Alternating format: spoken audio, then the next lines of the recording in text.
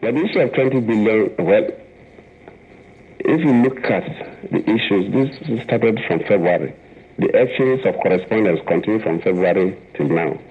So it's not as if something just came up now because Sanusi spoke about, first of all, spoke about $49.8 billion. Everybody was alarmed. We got calls from all over the world. So in Nigeria, amounts of money, more than the total foreign aid coming into Africa, could just disappear in Nigeria. We were all alarmed. Finally, Sanusi said it was 12 billion. Later on, say it is 20 billion. I don't know which to believe anyway, whether it's 49.8 or 12 or 20. But whatever, even if it is 1 kobo or $1 that has disappeared from NNPC, we'll find out. That I guarantee it. But while doing that, we must follow the due process. You don't wake up and do things. There are certain things that happen in this country that are not purely conventional, not purely based on the tradition and the way things are done. So if you want to do the correct things, it looks a bit odd. Sometimes they say, oh, maybe they expect the president to just carry a stick and sit here by hitting the heads of people. But no. If you say that you will not follow due process or you will not follow rule of law in handling matters that affect the citizens of this country, Mr. President will be the greatest beneficiary. But citizens will suffer. So whatever we do, we must follow the rule of law, we must follow the due process. There are processes that are required to audit ministries. There are processes that are required to audit parastatals of government. There are processes that are required to audit companies wholly owned by government. You can have a conversation with the Auditor General of the Federation. So nobody even mentioned the Auditor General of the Federation in these matters. You are a journalist, go and interview him. I don't want to say much, but I can tell you that even if $1 or we are talking about 20 billion. $20 billion is a lot of money.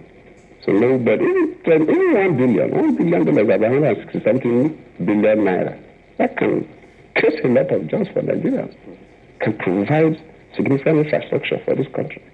So no president will accept that $1 billion should disappear, whether from NNPC or any revenue agency. So Nigerians will watch out. And nobody is covering anybody or a group of persons. But you have to do these things decently. So the suspension of Sanusi is, there are some insinuations probably in some of the media, because Sanusi is blowing issue, has blown issue. That has nothing to do with the query. The first query that I sent to Sanusi was in April. He wrote, yes, 2013. He wrote back and answered. Then the second was in May. So even in June or July, when he now wanted to go on with the audit of 2013, I said, well, initially I said no, we must clear 2012 first. But later on, when verbally, so look, it will affect the timing. I said, okay, in paper, provisional approval, go on with the audit of 2013, but we are still looking at it. We must not allow impunity. You see, in society, you must establish the right, and people will begin to know that the right thing has to be done, irrespective of who oxes God. So there's nothing like timing.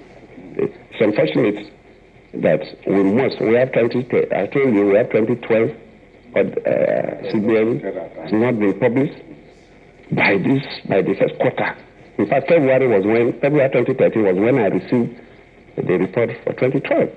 So by now, this February, I'm supposed to have received the report for 2013. And before the end of March, it's supposed to have been published.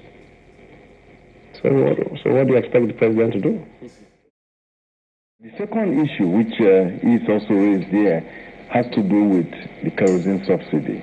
I'm sure that by now the president must have gotten a full brief on what exactly happened with the issue of kerosene subsidy. Was there a presidential directive? Was that directive passed on to the appropriate quarters? Was that directive disobeyed by those who ought to have implemented it? I don't need to be briefed because I was involved. I was the vice president to the late president, Yaradua.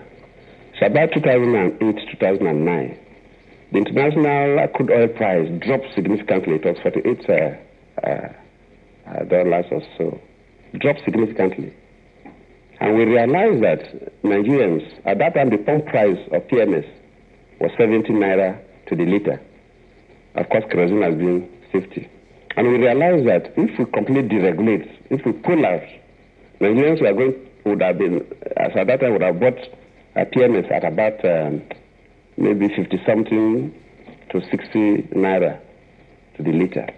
And we agreed that we are going to pull out, completely deregulate, because if we had to pull out then, the pump price would have dropped. And if the pump price dropped, nobody will protest. And that is the best time. So those approvals were given. But along the line, the labor, even people from the labor leaders, where even the people said, look, this may be short-lived. Let us wait for another 6 months. And if it is stable, then government can pull out. But they were afraid that probably it could go up again. And if we pull out now and the pump price the international price of crude oil go up again, that citizens will suffer. So, yeah, that made the approval. So we decided to just leave it that way.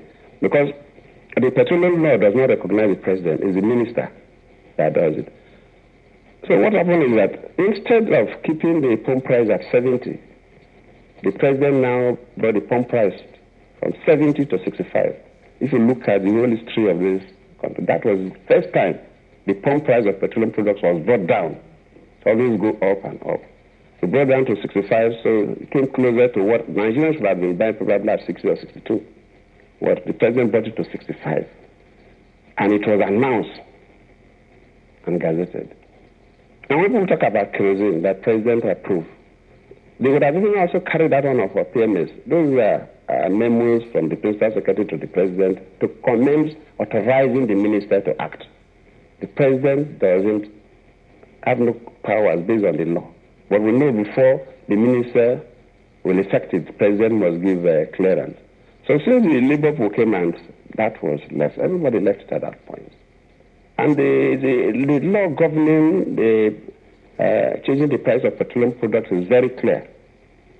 If you are to increase or decrease the price of any petroleum product, the law says that you have to advertise it, must inform Nigerians. In some daily newspapers, you will state the date and the time. So if you listen very well, if you want to change petroleum product, you will say maybe Sunday 12 midnight. So that by Sunday 12 midnight, every station will change. It's not done surreptitiously.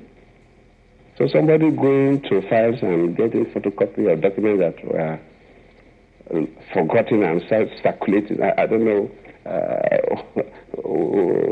these issues.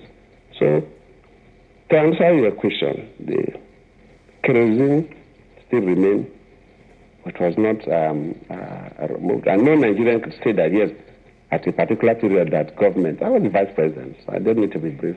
There was a particular period that we announced that government has completely disregarded kerosene. No, that's never happened.